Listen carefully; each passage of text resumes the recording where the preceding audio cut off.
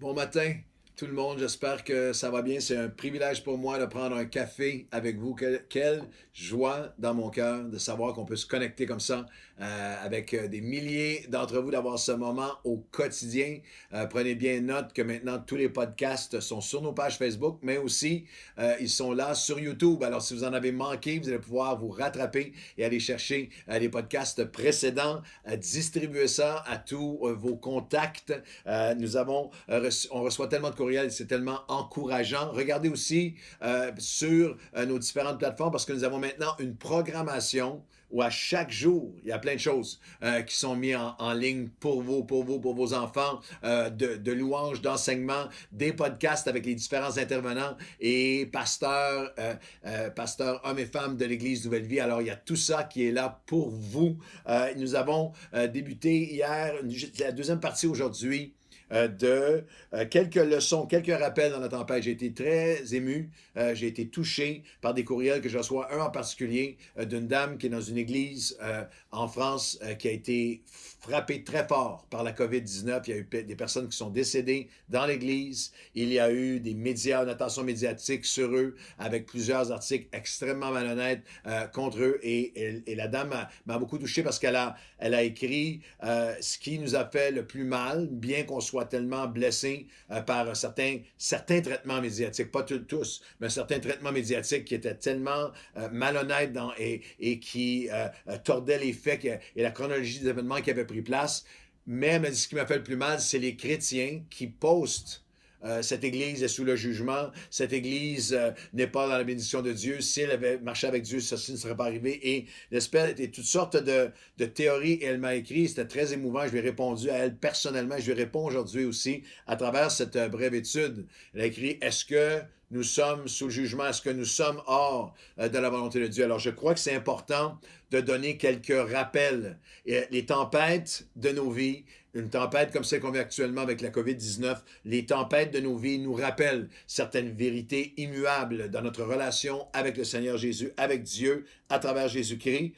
Et si vous avez manqué hier, vous irez chercher le message parce que c'est important que vous suiviez le message en entier. Et on a vu ensemble hier que les tempêtes nous rappellent que ce que nous vivons ne signifie absolument pas que nous sommes hors de la volonté de Dieu. Dans Marc chapitre 6, à partir du verset 45, aussitôt après, Jésus les a obligés à aller de l'autre côté, à traverser de l'autre côté, et ils ont vécu une tempête alors qu'ils étaient en plein cœur de la volonté de Dieu. Est-ce qu'il y a des moments où, alors que nous sortons de la volonté de Dieu de manière volontaire et endurcie et que nous méprisons sa volonté, est-ce que ça peut provoquer des tempêtes dans nos vies? Absolument. Mais est-ce que chaque tempête signifie que nous sommes hors de la volonté de Dieu? Absolument pas.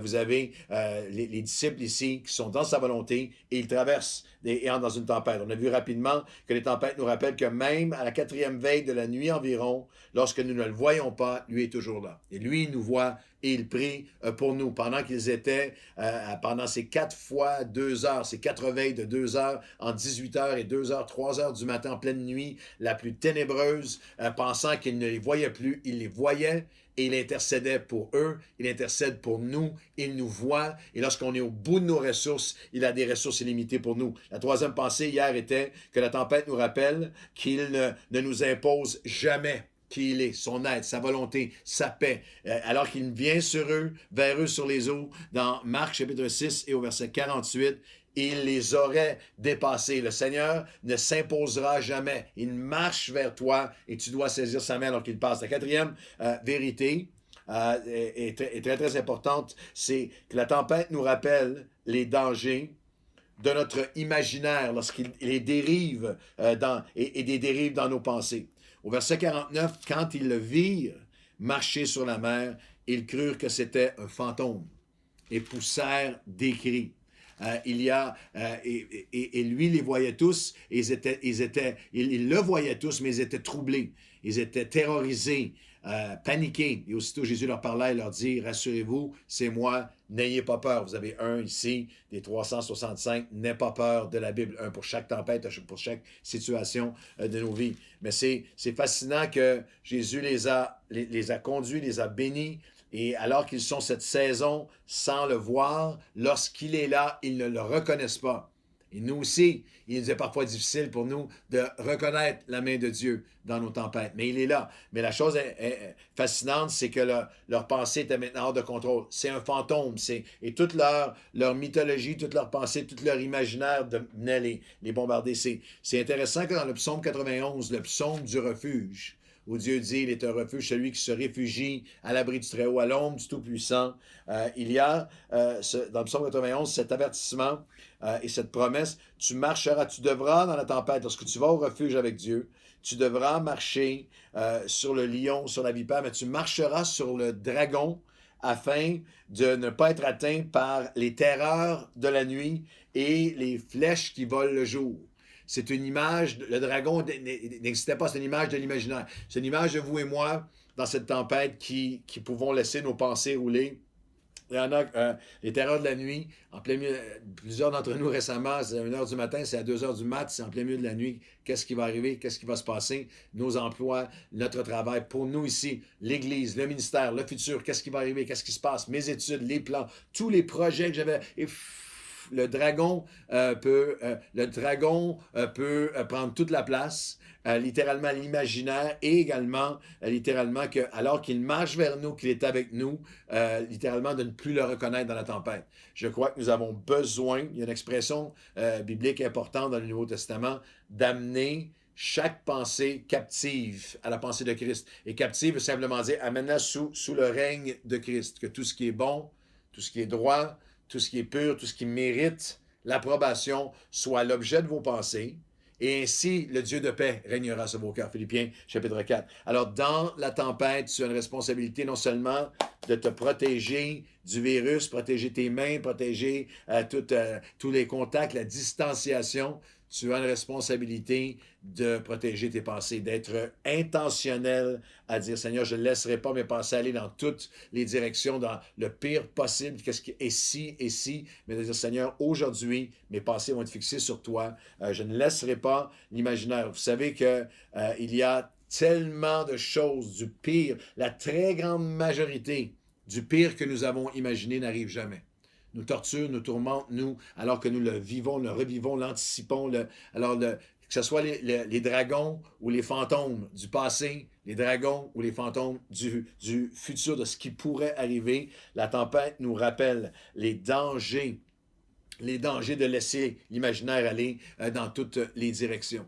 La cinquième leçon, le cinquième rappel, c'est que la tempête nous rappelle l'immaturité de l'ingratitude et de l'amnésie spirituelle temporaire. Il y a une immaturité qui est démontrée par les disciples après qu'il leur ait dit « Rassurez-vous, c'est moi, n'ayez pas peur. » Il monta avec eux dans la barque. Le vent cessa, mais ils étaient en eux-mêmes tout stupéfaits, remplis d'étonnement, car ils n'avaient pas compris, n'avaient pas saisi, n'avaient pas gardé, ne s'étaient pas enracinés et ancrés dans le miracle des pains et des poissons parce que leur cœur était endurci. Si vous connaissez la chronologie de ce récit, l'événement immédiatement précédant la tempête est un des plus grands miracles. À ce moment-là, c'est un des plus grands miracles qu'ils n'avaient jamais vu. C'était la multiplication des pains. C'était leur peu qui est offert à Dieu et le Seigneur Jésus qui le multiplie. Et il y a quelque chose de très, très intentionnel de la part du Seigneur que lorsque la multiplication des pains s'est terminée, il restait 12 paniers pleins. Non seulement des quelques 5 pains et 2 poissons, il y a eu cette multiplication, mais il est resté 12 paniers pleins. Et le Seigneur leur a commandé de prendre les paniers pleins avec eux dans la barque. Ils ont littéralement, tous mangèrent et furent rassasiés. On emporta 12 paniers pleins des morceaux de pain de ce qui restait des poissons. Et aussitôt après, il obligea ses disciples à monter avec eux dans la barque. Alors, il y a toute cette bénédiction qui est là. Je ne sais pas si physiquement, ils avaient les paniers avec eux dans la barque, mais je sais une chose, c'est qu'ils sont entrés dans la tempête avec un témoignage, un rappel puissant de qui il est, de sa fidélité, de sa capacité à transcender n'importe quelle situation de besoin que nous avons et à venir miraculeusement et faire quelque chose d'extraordinaire. Et lorsqu'ils entrent dans la tempête, c'est comme si les pains et les poissons n'étaient jamais arrivés. Il y a une maturité spirituelle que nous devons acquérir. Et Jésus le souligne, et l'Évangile de Marc le souligne. Même lorsqu'il les sort de cette tempête, ils sont tous stupéfaits, ils sont remplis d'étonnement. Pourquoi? Parce qu'ils avaient carrément eu cette amnésie temporaire spirituelle des pains et des poissons, de ce qu'il avait fait pour eux auparavant, et que leur cœur s'est endurci. Nous avons besoin d'avoir cette introspection au milieu de cette tempête. Est-ce que je grandis? Est-ce que je mature dans ma foi pour arriver à un endroit où lorsque la tempête vient, je me rappelle de ce qu'il a fait. Je me rappelle de toutes les autres fois où il a été si fidèle. Je me rappelle dans mon histoire et dans l'histoire de son peuple à quel point Dieu est intervenu. Je voudrais vous défier, si je peux l'exprimer ici, remettez vos bras autour des paniers des bénédictions passées. Traversez la tempête présente avec votre cœur fixé sur à quel point il a déjà été fidèle. À quel point, combien de fois auparavant, vous pensez que c'était la fin de tout, il vous a béni, et aujourd'hui, est-ce que même il y a un cœur qui est oublieux et il y a un cœur qui est endurci. Et ça, c'est vraiment une introspection importante en ce moment. Est-ce que mon cœur est oublieux de tout ce que Dieu a fait auparavant? Est-ce que j'ai besoin de revenir et de me rappeler? Il a été tellement fidèle, il va l'être encore. Ce que je pensais infranchissable, il me l'a amené. Toutes les fois où je croyais que c'était trop tard, Dieu est intervenu tellement magnifiquement. Et même, est-ce que mon cœur s'est endurci par la tempête présente? Et si notre cœur est endurci, il y a cette extraordinaire promesse. Je prendrai le cœur de pierre et je vous donnerai un cœur de chair. D'humilité, de dire, Seigneur, mon cœur est oublieux. Mon cœur est endurci. Je viens de le donner aujourd'hui parce que de l'abondance, vous dites, pourquoi c'est si important? Parce que de l'abondance de mon cœur, ma bouche va parler. C'est le cœur endurci, le cœur oublieux, répand la panique, répand la frustration, répand toutes sortes de choses sur son entourage. Le cœur reconnaissant, le cœur qui n'est pas endurci, le cœur qui est alimenté, établi, ancré dans la fidélité de Dieu passé. Il va répandre la paix, il va répandre la confiance, il va répandre l'assurance, il va rappeler lui-même la fidélité de Dieu au passé. Alors, c'est passé, présent et futur. La tempête nous rappelle l'immaturité de l'ingratitude et de l'amnésie spirituelle temporaire. Je vais me souvenir aujourd'hui de ce qu'il a fait. Je vais lui demander de venir renouveler mon cœur. Et la dernière pensée, les tempêtes nous rappellent que de l'autre côté, il y a toujours un rivage où nous allons expérimenter du jamais vu. C'est tout de suite de l'autre côté. Ils sont encore étourdis, le cœur endurci. Ils sont quelques versets ou minutes auparavant, c'est un fantôme, non, c'est lui, n'aie pas peur. Le cœur, vous avez oublié le miracle d'hier, et après avoir traversé la mer, on est dedans, on peut vraiment imaginer qu'ils ont traversé et tout de suite après, ils arrivent sur un rivage et ils furent sortis de la barque. Et les gens, ayant aussitôt reconnu Jésus, se mirent à lui apporter les malades partout où il apprenait qu'il était. Et quelques lieux où ils arrivaient, dans les villages, les villes ou dans les campagnes, on mettait les malades sur les places publiques, on leur priait de permettre seulement de toucher le bord de son vêtement, et tous ceux qui le touchaient étaient guéris. Il y a de l'autre côté de la tempête des multitudes de personnes, et c'est déjà commencé à travers tout ça, à travers les podcasts, à travers tout ce que nous faisons en ce moment et partout à travers le monde. Il y a des gens qui viennent à Jésus comme jamais auparavant, qui apprennent qui il est. Les disciples, si vous prenez les 6 premiers chapitres de Marc, n'avaient jamais vu une telle manifestation de la gloire de Dieu. N'avaient jamais vu une telle et si complète manifestation de sa puissance. De l'autre côté de la tempête où ils ont crié « C'est un fantôme, nous sommes abandonnés », il y avait, préparé par Dieu, une manifestation jamais vue auparavant. Et c'est ce que j'ai vécu toute ma vie.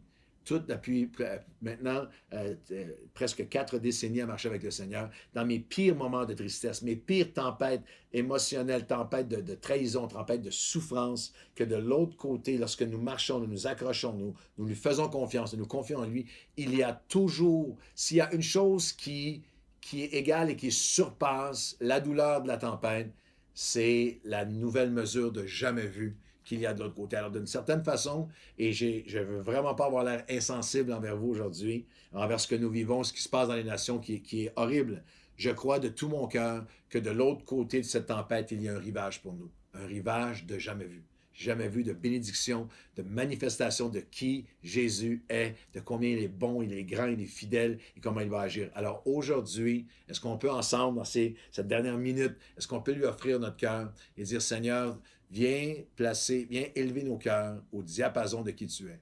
Seigneur, j'ai un cœur tellement ému en ce moment à la pensée. C'est comme si, par la foi, prophétiquement, tu me fais ressentir toutes les choses extraordinaires que tu vas faire à travers cette tempête. Et de l'autre côté de cette tempête, il y a un rivage pour chaque personne qui regarde cette vidéo, pour chaque personne qui vont la traverser. Il y a un rivage pour nous, pour l'Église chrétienne mondiale. Seigneur, que de l'autre côté de la tempête, nous déclarons à l'avance qu'il y a un rivage de multitudes qui vont venir vers toi, te connaître.